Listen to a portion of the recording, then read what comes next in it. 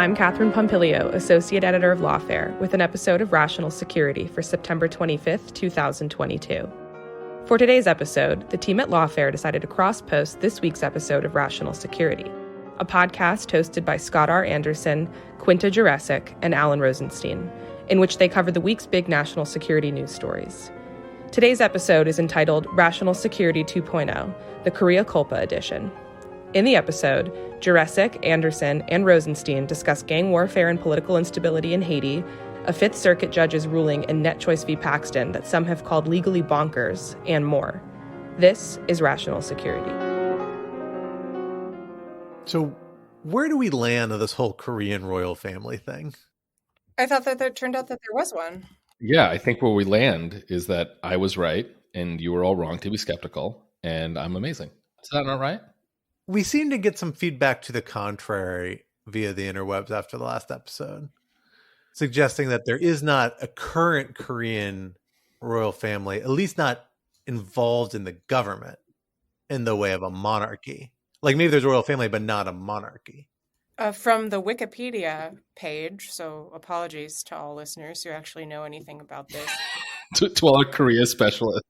It appears that after the Japan-Korea Treaty of 1910, in which the Empire of Japan annexed the Korean peninsula, some members of the Jeonju Yi clan, so that's the royal dynasty, were incorporated into the Imperial House of Japan. This lasted until 1947. The treaty was nullified. Then, okay, it seems like they are not part of the government, but according to Wikipedia, they, quote, continue to be given preference and constitute a favored symbol in South Korea. I have absolutely no idea what that means. Oh, that's tricky. Yeah. That's not... So we weren't that far off then, no listeners. Angry Twitter listeners. I was shocked. Our takes on royal families and monarchies generally generated more negative responses than I have seen to anything else we've said on this show. Wait, why? Because our Twitter. Listeners are royalists, or because they're I think they just have very strong feelings about monarchy generally, and but generally like it did seem to be anti. It was very hard to tell because they're British, so they're very reserved.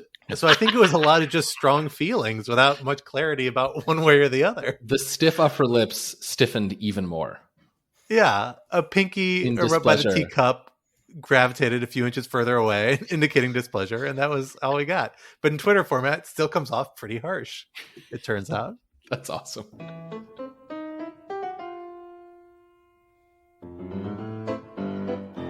Hello, everyone. Welcome to Rational Security 2.0. I am one of your co-hosts, Scott R. Anderson, and I am here with my two other co-hosts, Alan Rosenstein. Hello. And Quinta Jurecic. Hello. And we are thrilled to be guestless this week, giving us a little bit more time. Guestless and friendless. Exactly.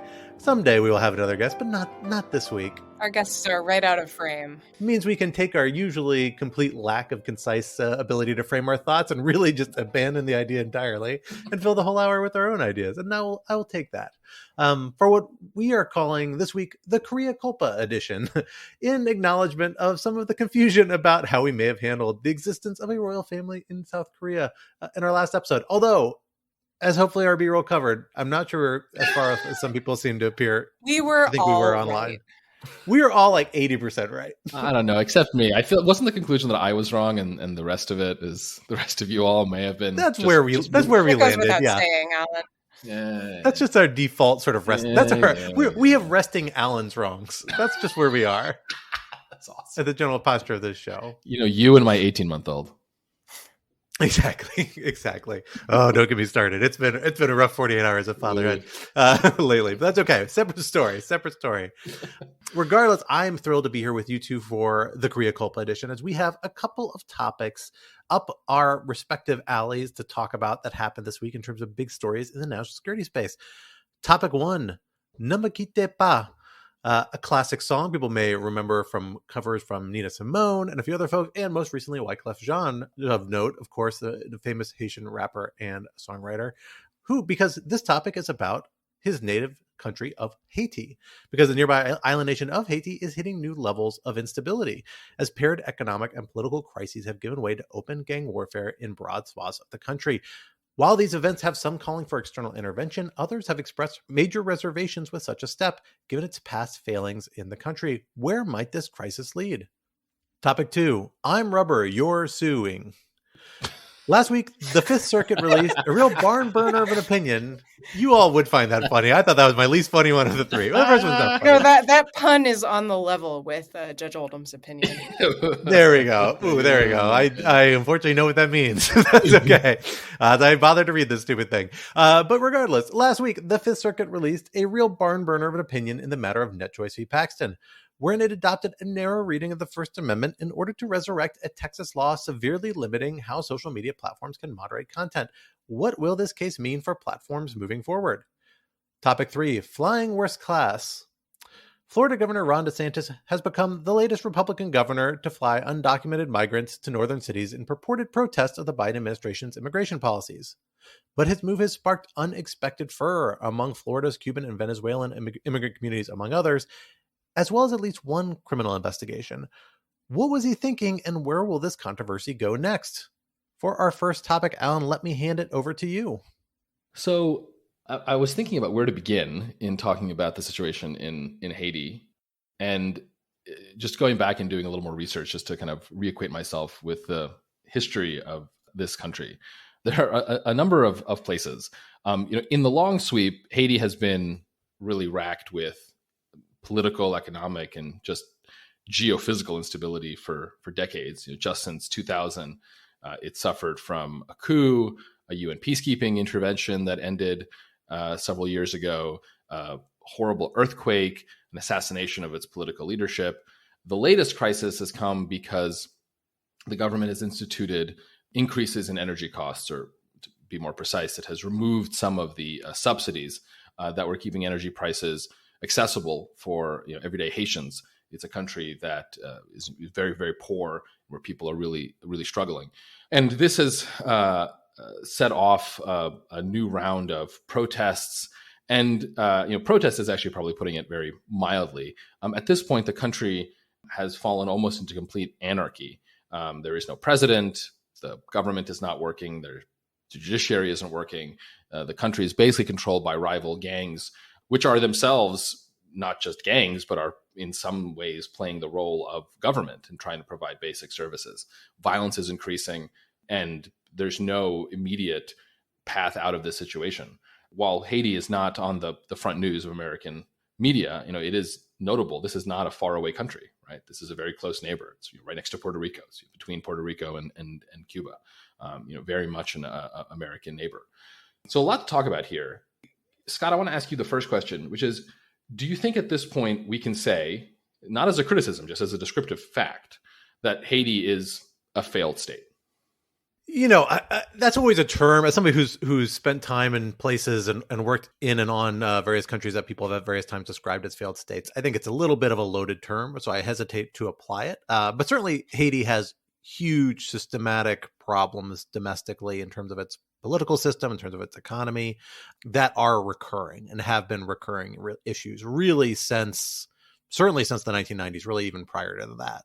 But we've seen just kind of a series of political crises from Haiti intersecting and in some vicious feedback loops with its economic crises of various sorts. And of course, penetrated by earth-shattering earthquakes in 2010 and subsequently. There have been subsequent earthquakes as well, not quite at the same scale, that are truly devastating and contribute to this terrible humanitarian situation. And so it is I think a failed state is again, a loaded term I hesitate to use, but not an unfair way to describe it. And notably, it's really the view that a lot of different civil society groups have taken in Haiti. Some of the activist groups that are very critical of what they see as a very kind of corruption infested status quo in the political elites, and that they see the current kind of incumbent leadership, which took over after the assassination of Jovenel Moïse, who was previously prime minister last year. He's now been replaced by somebody who some people have accused of or spread rumors about actually being involved in that assassination, although we don't know to what degree those are actually substantiated or simply a political tool. So there's no real clear way out is really the answer. And you can hear that in commentaries on these sorts of approaches that the United States and other allied governments have taken on this latest crisis. Haiti is a country that has experienced a lot of external interventions in the recent past. The United States has intervened militarily twice, arguably three times, although once was in response to the 2010 earthquake. So a little bit of a mixed case there, but both in 1996 and 2004, I believe.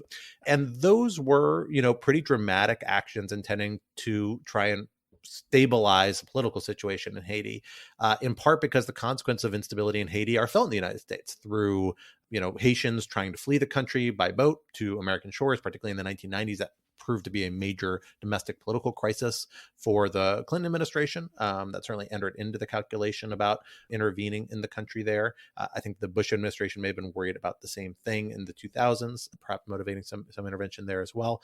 But at the same time, those interventions are wildly controversial among a lot of Haitians, among a lot of outside folks. The last UN mission that kind of followed the U.S. intervention in the 2000s was accused of corruption, accused of spreading sexually transmitted diseases, and engaging a lot of negative impacts, and particularly devastating the Haitian economy, because these foreign interventions bring with them huge amounts of funds and money and foreign assistance that can really crowd out a domestic economy.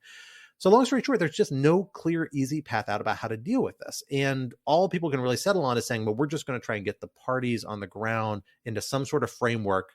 People have even moved away from elections towards some sort of political framework to restore some sort of functioning stability. But I haven't really heard very many compelling stories about how exactly you go about doing that.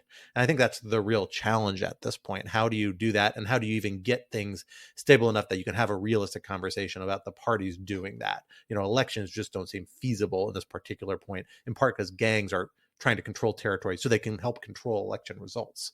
So it's just not clear. There's no easy path out for this particular crisis that I can see. One point on which I will confess I'm somewhat baffled and confused. Am I right that almost a year later, over a year later, we still have no definitive answer as to who or what was behind Jovenel Moïse's assassination? I know that there has been at least one Colombian indicted in the United States, but when I was reading up on the New York Times coverage on that, the paper indicated that basically it seems like this guy was involved, was probably planned in the United States, and that's what they got. It seems quite astonishing that the leader of a country was assassinated over a year ago, and still nobody has any idea why that happened or who was behind it. There was a late 2021 New York Times article that suggested that this may have been connected to Moïse's attempt to crack down on the drug trade in Haiti. But I think the problem is that given Haiti's current political instability, right, which has lasted for decades, it's kind of overdetermined what faction, what gang, what group might want to get rid of the leader. So I don't think there's anything definitive. I think that's right. And my understanding is the investigation is ongoing. You have a federal prosecution taking place in the United States precisely because there is a U.S. jurisdictional nexus because of the degree of planning that took place there. There are actually federal laws specifically outlawing efforts to organize insurrections in foreign countries from the United States, interestingly, because this isn't the first time this has happened, for better or for worse. I don't know if that's what this person's being charged under or not. I would have to go back and double check that. But there is an investigation ongoing. There is supposedly involvement, with Haitian authorities. You've had a lot of local governments. There's Colombian paramilitaries were involved, people who were alumnus of Colombian security forces and were kind of private security people, were the people who actually pulled the trigger and killed Moïse. At least one of them has been arrested. I think that's actually the individual who is believed to be cooperating, was eventually extradited to the United States, or voluntarily traveled to the United States to avoid extradition elsewhere, I think towards the end of 2021. So the investigation is kind of ongoing, but it is a little striking here. And it enters into this latest crisis because allegations of different people being involved with the assassination have become a major political tool among the different factions of elites, and have proved to, been used to, rightly or wrongly, delegitimize, among other people, the incumbent Prime Minister Ariel Henry, who was, if I'm recalling correctly, at one point an ally of Moïse. Originally was not. There's some lack of clarity what the line of succession was after Moïse was assassinated, but eventually he ended up kind of rising to that seat and has held it for most of the last year, or maybe a little more than a year now. But it's still a controversial figure because of those ties. I will note I did a phenomenal discussion on the Lawfare podcast a year ago, right after the Moïse assassination, with Robert Fitton of the University of Virginia. Highly, highly recommend folks revisit that. We may try and get him on the Lawfare podcast again sometime soon to talk through this latest crisis with us, but haven't had the opportunity to do so thus far. Yeah, I'll just say that was a fantastic conversation. And I think one of the things that really came through from it is that after the Moise killing, there was sort of a nesting doll of constitutional crises within one another, none of which seem to have been resolved. I will say, I just looked it up. So the Colombian man who's being prosecuted is Mario Palacios, and he is being prosecuted for conspiracy to commit murder or kidnapping outside the United States.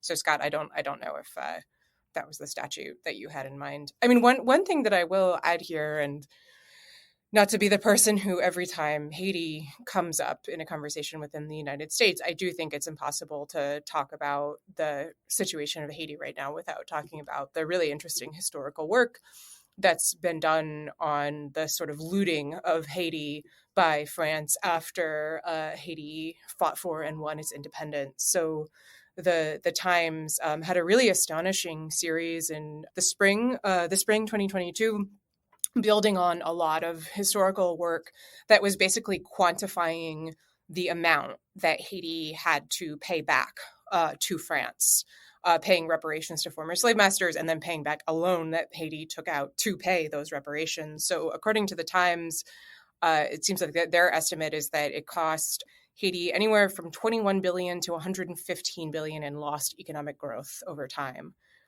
Which I think certainly helps put in context why the country is in such desperate straits today. And I mean, I think also raises this complicated question of, what do these former imperial powers owe to Haiti, especially now that it's in such a desperate situation?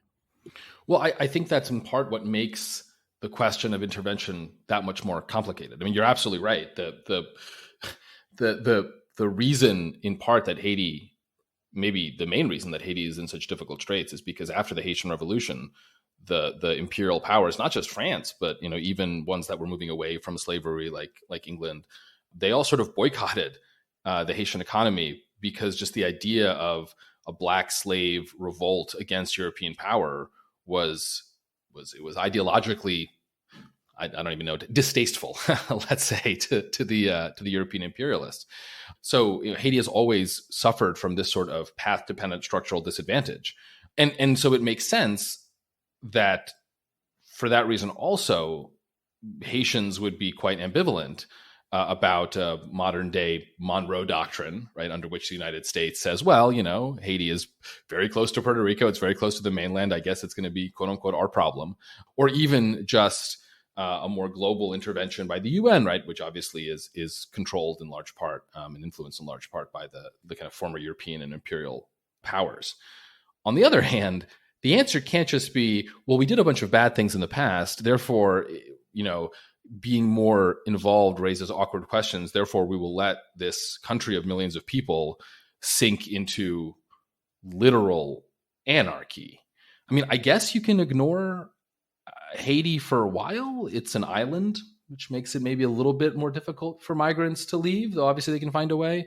Obviously, it's not the entirety of the island of Hispaniola, right? There's the Dominican Republic, but they've been busy building a wall between the two countries.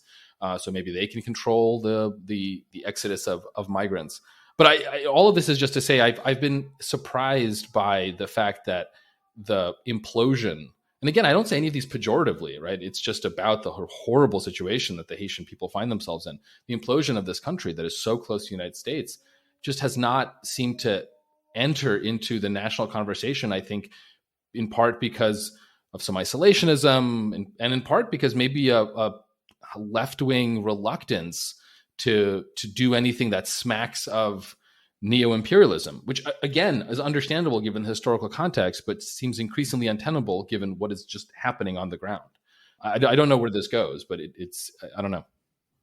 Yeah, I mean, I tend to agree with that. We have a problem with when we talk about intervention, both because we don't define very well what that means. Like, what does intervention mean? Does it mean, are we talking about political intervention? We just mean military intervention when we problematize it? Do we mean a whole range of engagement with foreign countries, particularly weaker foreign countries? That's usually the context in which it's most problematic.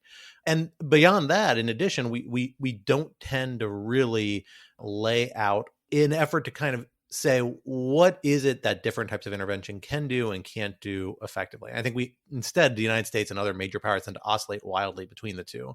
We go through periods like we had right after the 9/11 attacks, or frankly, before the 9/11 attacks as well, throughout the 90s and early 2000s, where people were wildly optimistic about what we can accomplish with military interventions, particularly in smaller countries, pursued a large number of them.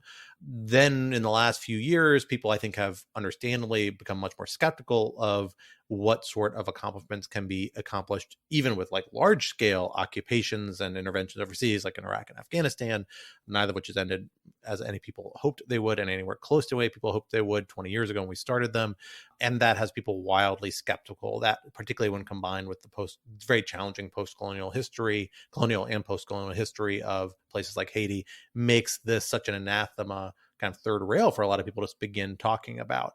At the same time, I don't know if there is clearly, like, if there is something that particularly even a military intervention can accomplish, it is to restore security situations in certain areas, right? In the short term, so long as you have a military presence there.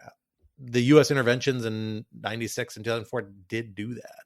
They didn't solve the underlying problem. They arguably aggravated certain aspects of the problem that made it maybe more systematic and worse, but they did at least provide that momentary element of increased stability.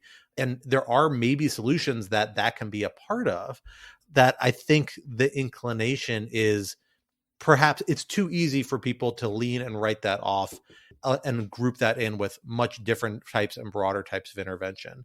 People tend to think of it as a binary, and I think we have to disaggregate the whole range of policy options a little bit more than that. That said, I tend to be, in most circumstances, I tend to be somebody who's very skeptical of particularly military intervention, because I just don't think it can often accomplish that much. The United States tends to be wildly bullish on what it can do with its military, and I think it wildly exaggerates that, and that might be a case like this here.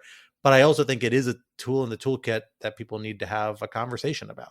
And that conversation needs to be, a little more nuanced than simply revisiting past misuses of that tool. Yeah, so one point before we close, I think that since we were referencing, what effects we might see from this crisis in the United States, just immediately follow-on effects, there has been a surge in people trying to travel to the United States from Haiti because of the violence and instability in that country. So if listeners remember, there was a controversy, I think about a year or so ago, where a Border Patrol agent on a horse seemed to be attacking a Haitian man trying to cross the Rio Grande with a whip. It later turned out that was not precisely what happened, but what happened was still pretty bad, and DHS was quite apologetic about it, for what it's worth.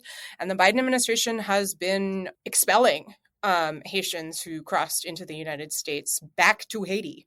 There's the most recent report I could find about this was in June 2022. I think it is still going on, although I'm not 100% sure, because the U.S., under the immigration structure that the U.S. is currently operating with, we have a diplomatic relationship with Haiti where we can send people back. So people are trying to escape, and the United States has been stepping up efforts to put them right back where they started. So I believe this current increase in people from Haiti trying to travel to the United States began after the Moise assassination. I don't know, but I guess I wouldn't be surprised if we see another increase of people trying to leave as the current situation deteriorates. And I would hope, but have no expectation, that the United States would do something other than just send them right back to where they came from.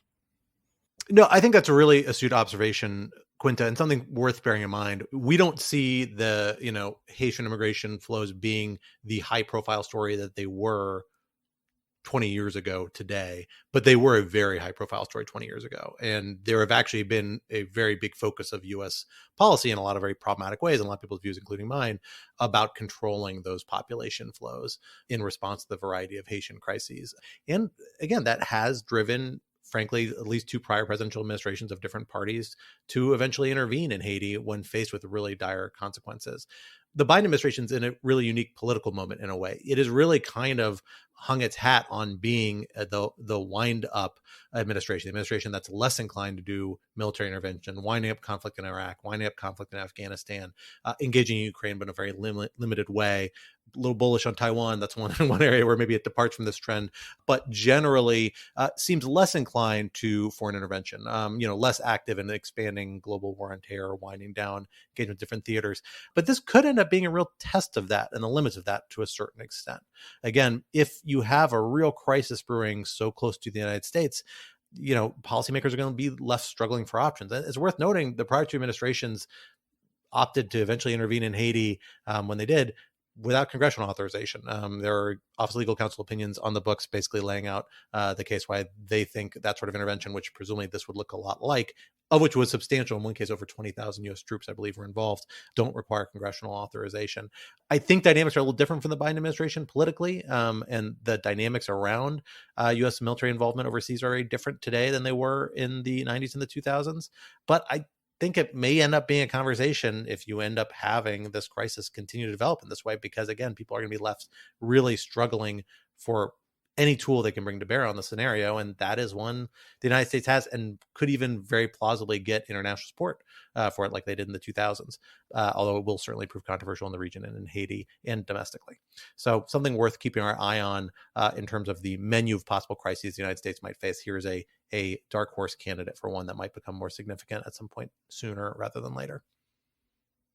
Well, going from anarchy in the Caribbean, let's go to anarchy on the Fifth Circuit, because the Fifth Circuit has done something very interesting in this last week that you two have certainly been following for a long time. Alan, you just published a really wonderful read on Lawfare. I recommend people check out, both summarizing and critiquing this opinion. But let me take a shot at breaking it down. You all can correct me where I get it wrong. Godspeed, John Glenn. I'm going to do it very high level, but essentially there is a law that Texas enacted that seeks to regulate how social media platforms engage in content moderation in various ways. We can get into the details on that. That law was originally enjoined as a First Amendment violation by a district court.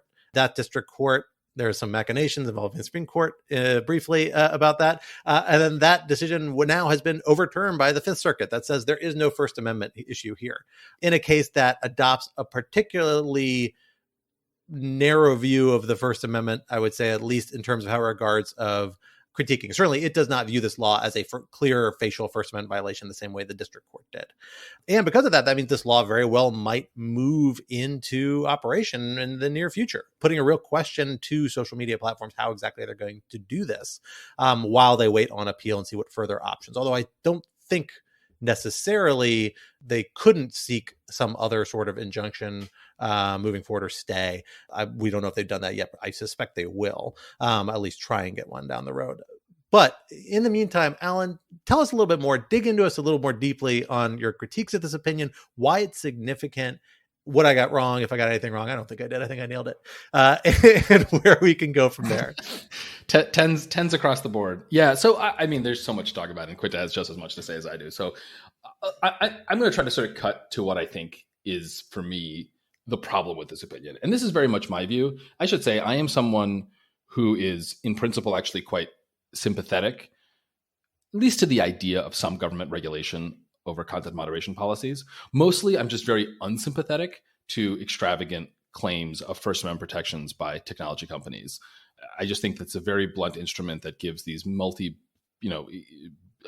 think in Apple's case, $multi-trillion, I mean, just enormous companies, really extreme constitutional protections. So I was kind of excited to read the opinion because I thought, maybe it's thoughtful, maybe it's interesting. And I mean, even this piece that I wrote for Lawfare is, I think, maybe the spiciest I've ever gotten about a judicial opinion, because it's really very bad. And the fundamental way that I think it's bad is as follows. There's a tendency, what I've been calling First Amendment absolutism, for both sides in this debate to view the answer as super obvious. Either the First Amendment applies to platform content moderation decisions, and because it applies, it's almost impossible for any government regulation to pass constitutional scrutiny, because the First Amendment is a particularly powerful amendment, right? It's a particularly powerful right in American constitutional law. And I think you've seen that that's sort of been the position of the platforms. It's been the position of, I think, a lot of scholars, a lot of digital civil society types. I think that's changed over the last couple of years, but that's really been the dominant position. And I've spent the last couple of years in various contexts arguing against that. But then there's the reverse part of this, which is its own kind of absolutism, which is that there's no First Amendment protection at all here because this isn't speech, this is censorship, a line that in some permutation the court uses like 24 times. It just seems to think that repeating something over and over again is equivalent to legal analysis, which I found one of the many annoying pieces of this opinion. And I think the answer is pretty obviously that it's somewhere in the middle, that when these companies moderate, which they do with a combination of automated and individualized means, they are certainly expressing something. And more important than even that, they are shaping the communicative environment in which all these users operate. So what that means is that I do think the First Amendment has a role, in particular, to make sure that government regulation isn't overbroad, doesn't single out certain points of view, or doesn't ruin the communicative space for everyone. But it shouldn't be absolute, because these are our digital commons, and it's just a mistake to leave that to the market. Now, how you translate into the doctrine is a little complicated, because the Supreme Court opinions on this are a little bit all over the place, and they are fundamentally mostly about 20th century technology, and they just haven't been updated for the 21st century. They ultimately come down to this question of, as a doctrinal matter, are platforms more like newspapers, in which case they have very, very strong protections for their editorial decisions, or are they more like, let's say, a shopping mall that can be forced to allow anyone to distribute political literature, or a college campus that can be forced to allow military recruiters to come on campus, right? These are two Supreme Court cases that allowed this sort of government control over what we might think of as a kind of content moderation. And so a lot of these fights, whether it's the Fifth Circuit decision upholding the Texas case, or this summer's 11th Circuit decision that struck down a related Florida content moderation bill, are having this fight over, well, are platforms like newspapers or are they like shopping malls? And the answer is, well, like they're neither. They're like their own thing. They're a revolutionary technology, not quite on par with the printing press, but I don't know, within the same order of magnitude as important. And so, to me, the project, and no one has done this well, frankly, the Fifth Circuit, God least of all, is to rebuild First Amendment doctrine for this new category of entities, and instead of relying on these outmoded cases, to ask ourselves, what is it that we are trying to accomplish, and what sort of government regulations are good at that? The Fifth Circuit does not do that. And the Texas law is also just absurd. It is super vague. It is super broad. It prohibits content moderation on the basis of political viewpoint, which, I mean, no one knows what it is, but it seems to pretty obviously lead to policy absurdities, like platforms not being permitted to remove terrorist or Nazi content. And although the Fifth Circuit says these are all just hypotheticals, they're not hypotheticals. Like, most of social media is Nazi and terrorist content if you don't have pretty strong content moderation. I mean, that and, pornography and advertisements for getting more car warranties.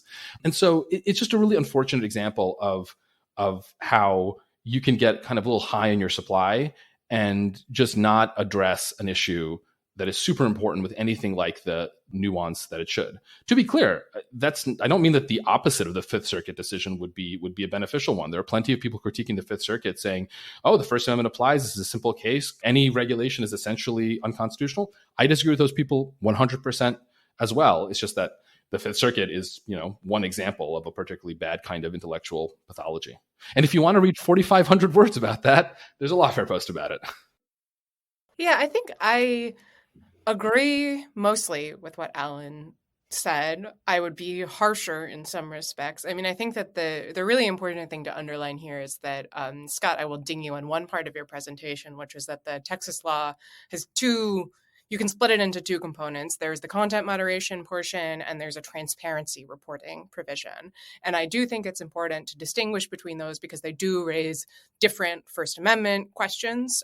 And I think that even if you take the view that the First Amendment prohibits anything like the content moderation portions, I think that there's a much stronger case for the transparency provisions. The tech companies have been arguing against both of those, but I don't think, as Alan says, this doesn't have to be, a yes or a no answer. There can be many shades of gray, and we should be looking to find those and identify them and think seriously about where in that spectrum, good tech policy lies. That said, this is not a good faith example of a court trying to grapple with these problems. I think that the 11th Circuit decision on a sort of similar, though not identical, Florida law was. I know Alan disagreed with the 11th Circuit's ruling. It took I don't know what we wanted, stricter, looser, the view that the First Amendment prohibited some regulation that Alan personally would like. But I was much nicer about it. Yes, right, which is, I think, and rightly so, because it was an example of, an appeals court trying to genuinely grapple with an unsettled area of law and policy in a rapidly changing world, and doing so in a way that you or I may not 100% agree with, but I think it was done in good faith, and it was a serious attempt to address these problems. The Fifth Circuit decision is not only wrong, but it is not a serious attempt to understand any of this. Like it's wrong. It's wrong factually.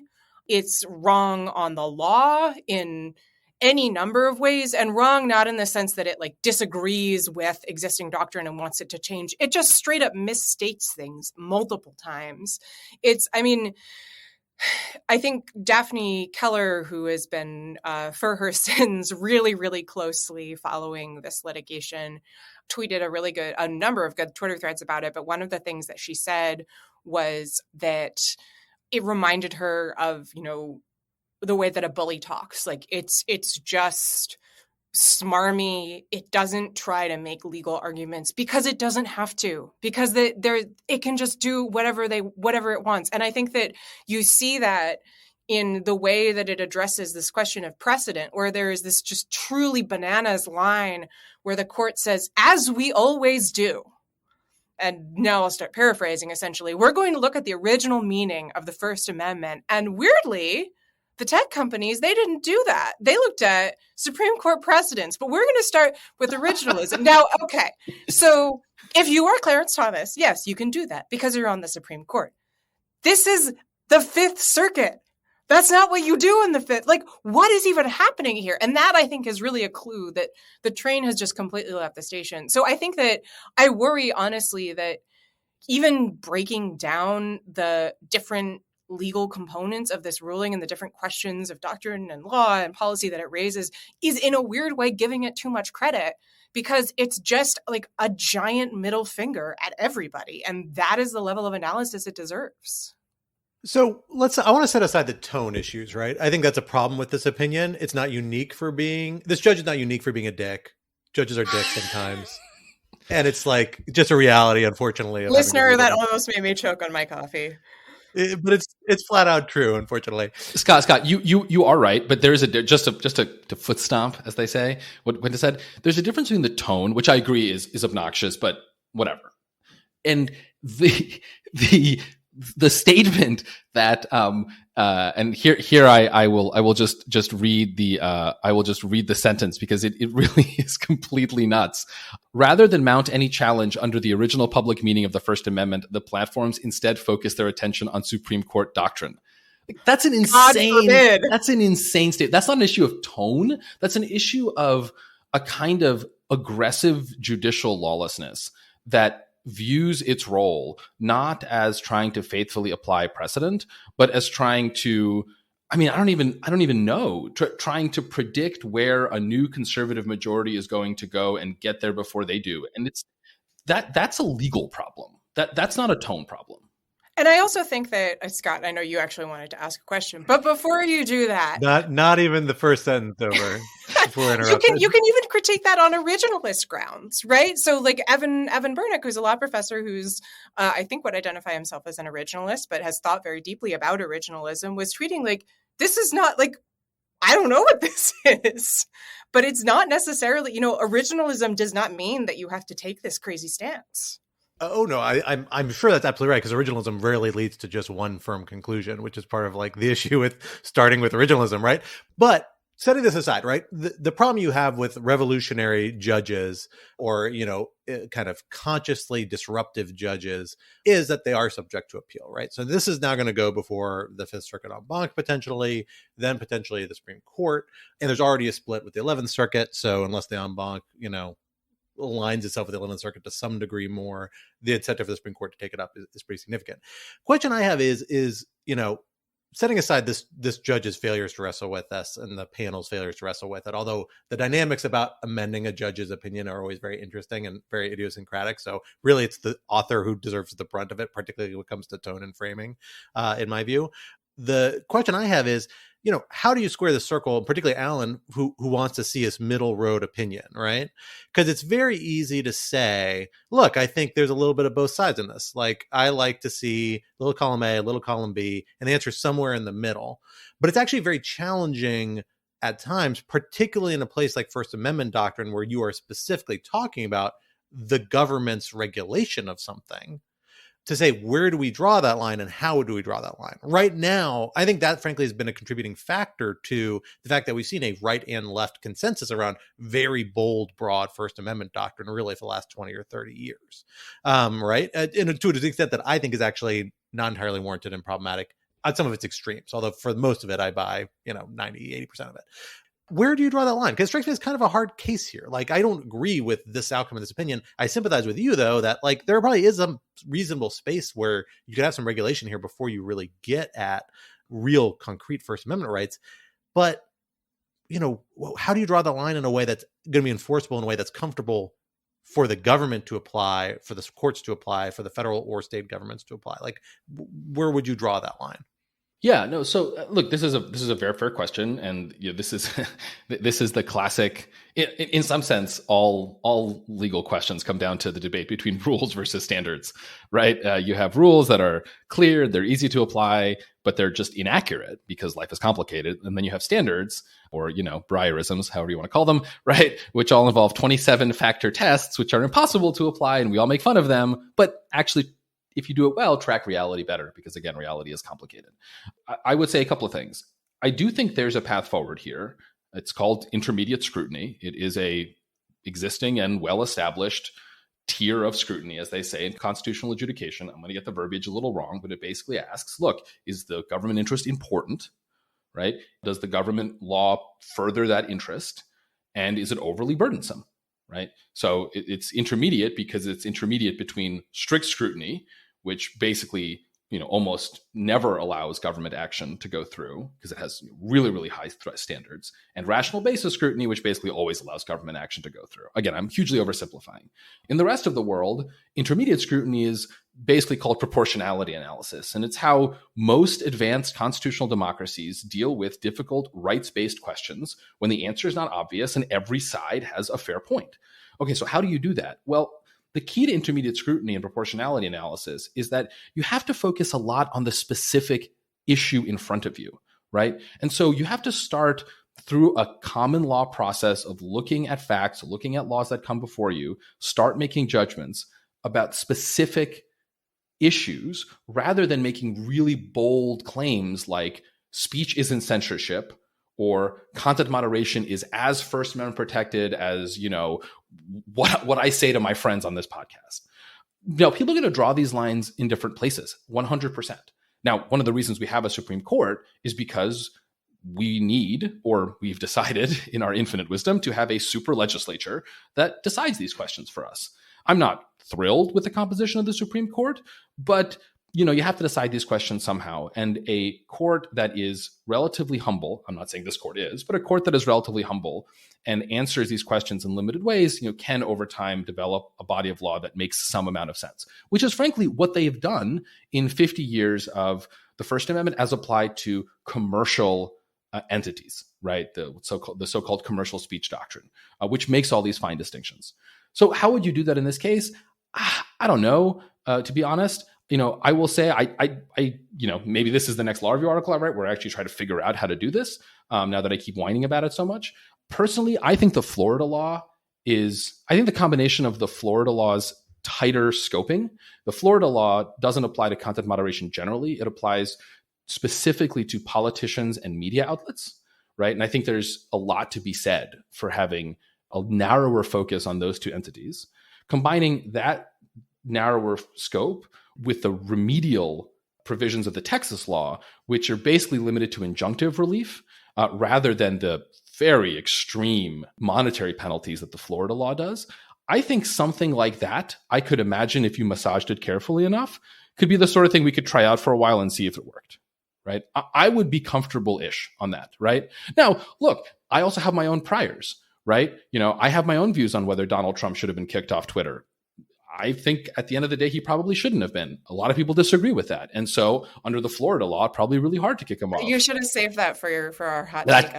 That should have been my super hot take. So I get that we disagree, but that's what we do in a society where you have difficult constitutional issues.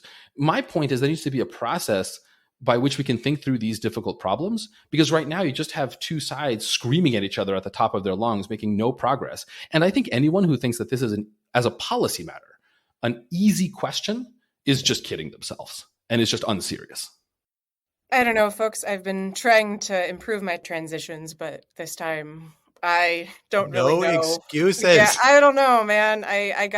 Well, from one crazy thing involving the state of Texas and the state of Florida it's right to another there, crazy thing involving the states of Texas and Florida. That's so weak. So that's pretty good, I thought. Okay, let's just, you know what? Let's go with that. Texas. So in the news recently, you might have seen, has been a truly weird story about migrants being shipped by the states of Texas and Florida to Martha's Vineyard and also the U.S. Naval Observatory, aka the Vice President's residence, which is just a few miles from me in scenic Washington, D.C. So the idea of moving migrants who come across the southern border by bus is not new. Texas in particular has been doing it for a while. I know the details are complicated and it can be done in cruel and frustrating ways. Sometimes, people really would like a lift to New York, for example, if they have family there. It might be easier to get a job, easier to travel around. But in the case that has been taking up a lot of attention recently, the state of Florida paid for a group of migrants to be flown from a county in Texas to Florida, and then from Florida to, of all places, Martha's Vineyard, where weirdly, someone seems to have tipped off Fox News, but not, say, the government of Massachusetts, that these people would be arriving. So Martha's Vineyard, not actually a particularly big town, especially in the off season. There are some, very heartwarming photos of people coming together to provide clothes and shelter and so on. And I believe those migrants who wanted to have now been helped to travel to a military base that's on the Massachusetts mainland, which is important because if you've crossed the border without authorization, you actually need to be able to check in regularly at a courthouse, lest you put yourself at risk for deportation. And Martha's Vineyard, I'm guessing there are actually not a lot of courthouses. So being on the Massachusetts mainland, say with easy to travel to Boston, is a useful thing. So anyway, this is becoming, I think, a relatively fast-moving scandal, not only because it's not clear whether or not it was legal to do this in the first place. These people did not know that they were going to Martha's Vineyard. They didn't know that nobody knew that they were coming.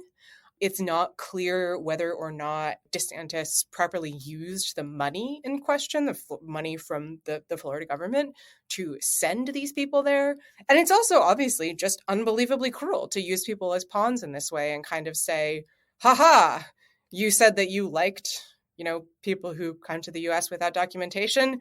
Here are some of them, which is just whatever your political point, it's an appalling way to treat people. So I don't know. I mean, my sense is that this has the potential to be potentially a genuine scandal, less because of the astonishing cruelty and more because of the potential illegality and sort of weird hinky stuff around the margins. Alan, let me throw it over to you. What do you make of it? Yeah, I mean, I think David French, who's a conservative and is on the, did the Dispatch conservative podcast, I think he said it best, which is, I'm against using people as props, full stop. And I think we should just keep repeating that over and over again until that sinks in. It's just an unbelievable, cruel thing to do. One thing that's particularly depressing and a reflection of our politics is that the cruelty was the point, in a sense. There's a question of, trolling the libs and trolling progressive cities and showing how, NIMBY they can be, and showing how hypocritical they can be about migrants. And we should talk about that, right? But ultimately, the other reason DeSantis did this was to show that he is a strong leader that's willing to protect the border at all costs, and that I think the cruelty was honestly part of it.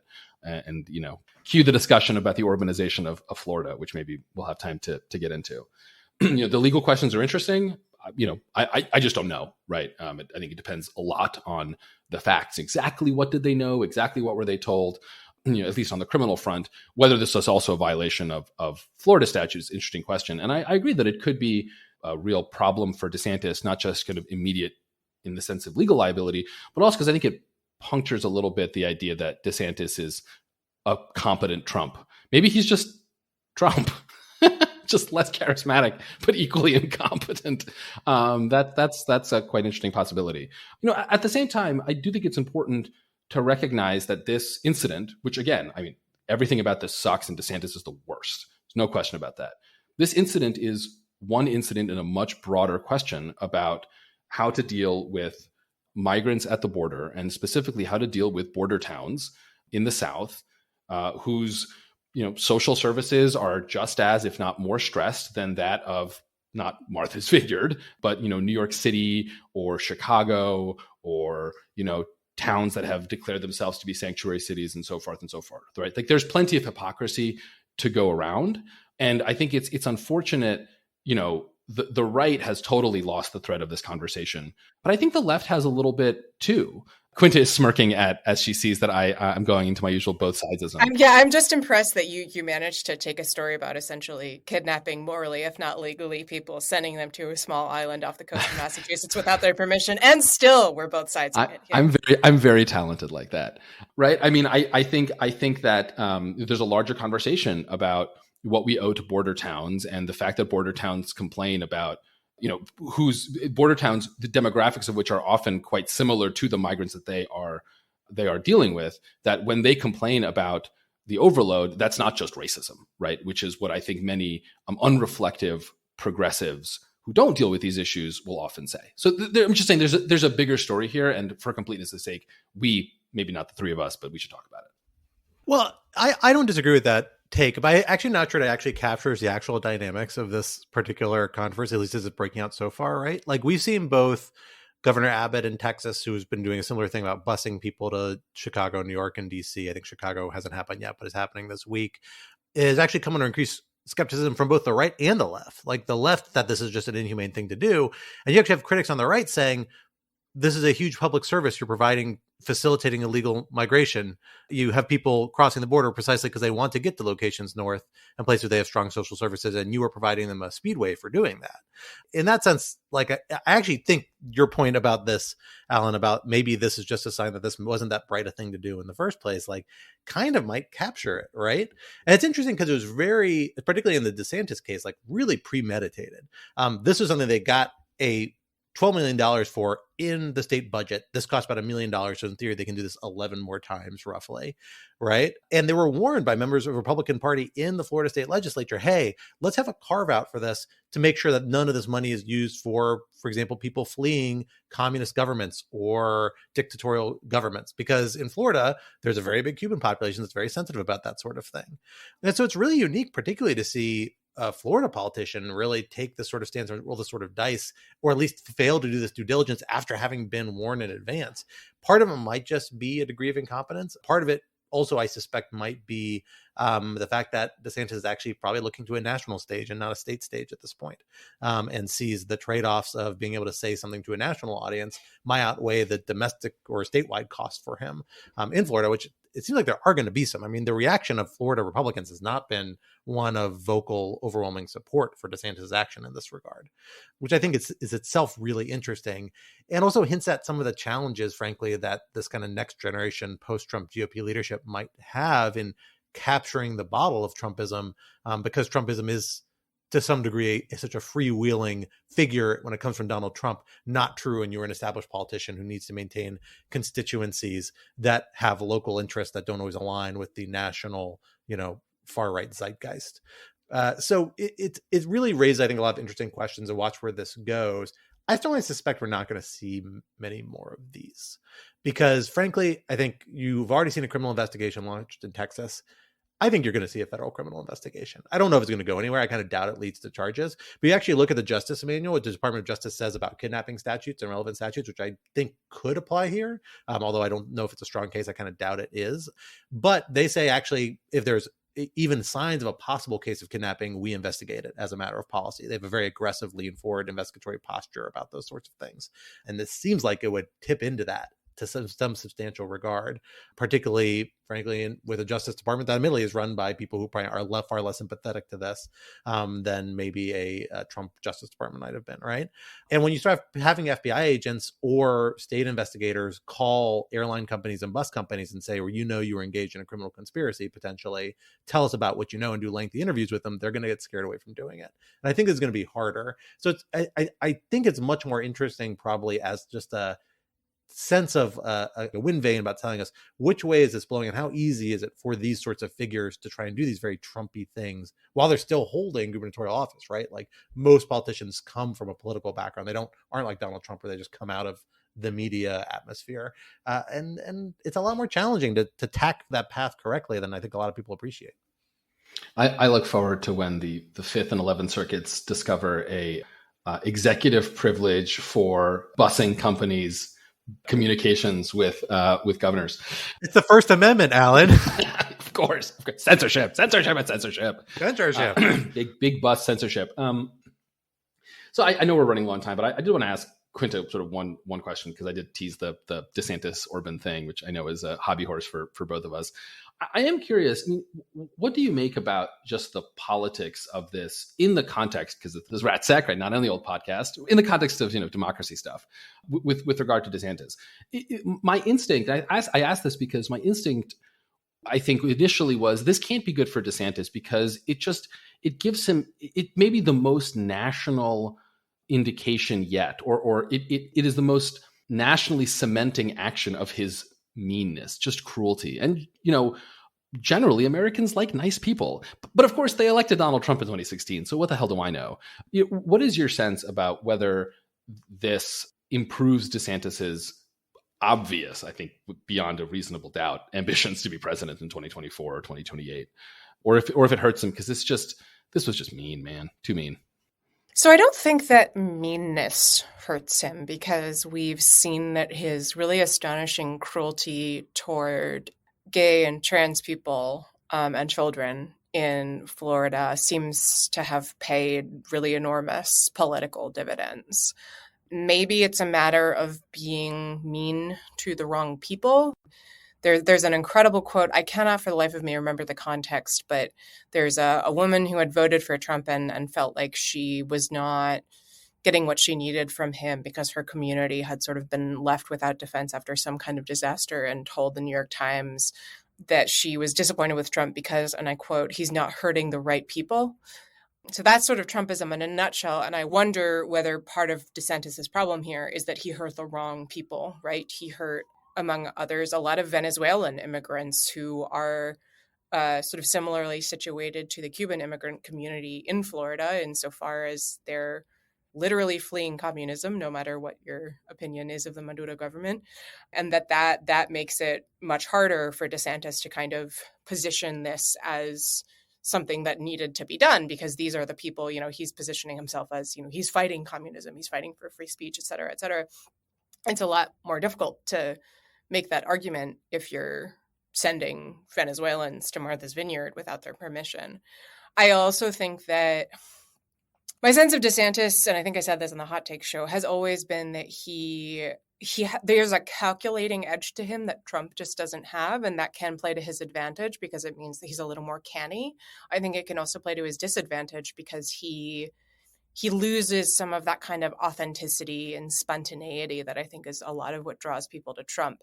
And I actually think that the way that this was so clearly premeditated in like the weirdest possible way, like you take people from Texas and you touch down in Florida, and then it's just strange. And I do wonder whether the sort of choreographed element of it really undercuts a lot of the power that he was trying to draw on.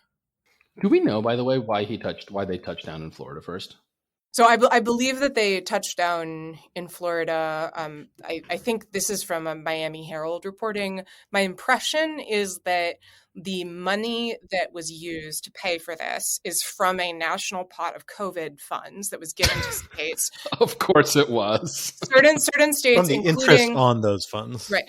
Yes, thank you. Including Texas and Florida then passed laws saying that they could use that money for other purposes, including immigration policy, and that the Florida statute specifies that the immigrants in question who the funds are being used to address in some way have to be in Florida. So I think it's trying to kind of get through that legal loophole.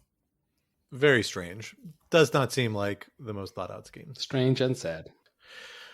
Well, folks, we will have to leave the conversation there for this week, but this would not be Rational Security if we did not leave you with some object lesson to think over until you hear from us again next week. Alan, what do you have for this week's object lesson? My object lesson is basic in the most delicious way possible. It is Trader Joe's ice cream, specifically the salted maple ice cream, which is their special annual seasonal flavor. My God, is it good. My wife and I are eating it like one tiny teaspoon at a time, and it's wonderful. It's so tasty. Highly recommended. Very seasonally appropriate. I like that. Quinta, what do you have for us this week? I have another judicial opinion out of the great state of Texas. This is an opinion from a federal judge ruling in a Second Amendment case, finding that under Bruin, the Second Amendment protects an individual's right to purchase a semi-automatic firearm, even after indictment by a grand jury. What I want to talk about is not that what I think is objectively absurd finding, but a particular reference that the judge made in writing this opinion.